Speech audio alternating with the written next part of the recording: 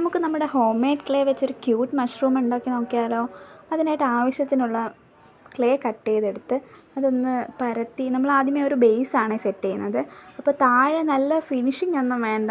നമ്മൾ മഷ്റൂമൊക്കെ ഇരിക്കുന്ന കണ്ടിട്ടില്ലേ, ഒരു കേവ് കണക്കല്ലേ, അപ്പോൾ അത് കണക്കൊക്കെ സെറ്റ് ചെയ്തിട്ട് ഒരു ഏകദേശം ഒരു ഉരല് പോലെ വേണം. നടുക്ക് ഒരു ചെറിയൊരു കർവൊക്കെ വന്ന് മുകളിലും താഴെയും കുറച്ച് കനമൊക്കെ കൂട്ടി അങ്ങനെ വേണം. അപ്പോൾ അതിന് സിമ്പിളായിട്ടൊരു മെത്തേഡ് പറഞ്ഞുതരാം. കൈ വെച്ച് തന്നെ നമ്മളൊന്ന് ഇതാക്കി എടുത്താൽ മതി, ഫിനിഷ് ചെയ്തെടുത്താൽ മതി. ഫിനിഷിങ്ങിന് വേണ്ടിയിട്ട് ബ്രഷിൻ്റെ ആവശ്യമൊന്നുമില്ല. കയ്യിൽ വെള്ളം വെച്ചിട്ട് തന്നെ നമ്മുടെ കൈ വെച്ച് തന്നെ ചെയ്താൽ മതി, നല്ല കറക്റ്റായിട്ട് കിട്ടിക്കോളും. മാത്രമല്ല മഷ്റൂമിന് അത്ര ഫിനിഷിംഗ് ഒന്നും വേണ്ടല്ലോ. പിന്നെ നടുക്ക് ഒരു ചെറിയൊരു ഹോള് പോലെ, ഞാൻ പറഞ്ഞല്ലോ ഉരല് പോലെ, ഒന്ന് സെറ്റ് ചെയ്ത് കൊടുക്കണം. അതാകുമ്പോഴത്തേക്കിനും ആ ഒരു കുറച്ചിങ്ങനെ പൊന്തി നിൽക്കാനൊക്കെ അത് ഭയങ്കര ഹെൽപ്ഫുള്ളായിരിക്കും. അതൊന്ന് നല്ല രീതിയിൽ നല്ല പോലെ ഒന്ന് സർഫസൊക്കെ ഒന്ന് സെറ്റ് ചെയ്തെടുത്താൽ മതി. സിമ്പിളായിട്ട് നമുക്ക് ഉണ്ടാക്കാൻ പറ്റും. അങ്ങനെ നല്ല ഫിനിഷിംഗ് ആയിട്ട് നമ്മളിത് ചെയ്തെടുക്കാൻ ശ്രമിക്കുക. ഏകദേശം ഒരു ഫ്ലവർ പോട്ട് അതുപോലെയൊക്കെ ഇരിക്കും. എന്നിട്ട് അതിൻ്റെ മണ്ടയ്ക്ക് നമ്മുടെ കോണിൻ്റെ ആ സംഭവം വരുമ്പോഴത്തേക്കിനും നല്ലതായിട്ടിരിക്കും. അങ്ങനെ നമ്മൾ ഫിനിഷ് ചെയ്തതാണ്.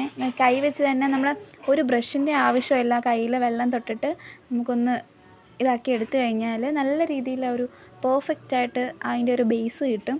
ഇനി അതിന് ശേഷം എന്ന് വെച്ച് കഴിഞ്ഞാൽ നമുക്ക് നമ്മുടെ മുകളിലത്തെ ആ കുട പോലത്തെ സാധനമാണ് ഉണ്ടാക്കുന്നത്. അതിന് വേണ്ടി ബാക്കി വന്ന ക്ലേ എടുത്ത് ഒന്ന് സൈഡിലേക്ക് പ്രസ് ചെയ്ത് ഒന്ന് വലുതാക്കി കൊടുക്കുക. നമുക്ക് വേണ്ടുന്നത്ര ആ ഒരു ഷേപ്പിൽ, അതായത് ആ ബേസിനെ കാട്ടി കുറച്ചും കൂടി